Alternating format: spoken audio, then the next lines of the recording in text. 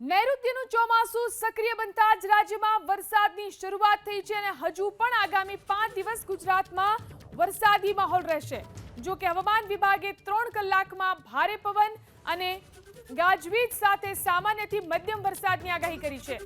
કચ્છ, દ્વારકા, પોરબંદરમાં ગાજવીજ સાથે વરસાદ થશે। આ સાથે જ બોટાદ, સુરેન્દ્રનગર, સુરત, નવસારી, ભરૂચ અને તાપીમાં પણ વરસાદની આગાહી કરવામાં આવી છે।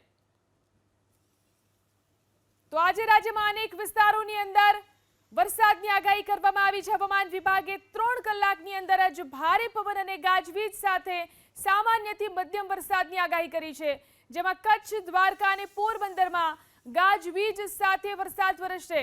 આ સાથે જ બોટાદ, સુરેન્દ્રનગર, સુરત, નવસારી, ભરૂચ અને તાપીમાં પણ વરસાદની આગાહી કરવામાં આવી છે।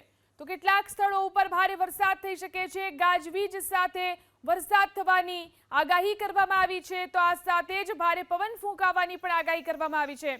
તો કેટલાક વિસ્તારોની અંદર મધ્યમ વરસાદ થવાની પણ આગાહી કરવામાં આવી છે। તો આજે હવામાન વિભાગની આગાહી છે, જેમાં આગામી 5 દિવસ સુધી વરસાદી માહોલ ગુજરાતની અંદર રહેશે। વિધિવત રીતે ચોમાસાની શરૂઆત થઈ ચૂકી છે, ત્યારે આજના દિવસમાં 3 કલાકની અંદર જ ભારે પવન અને ગાજવીજ સાથે વરસાદ થઈ શકે છે।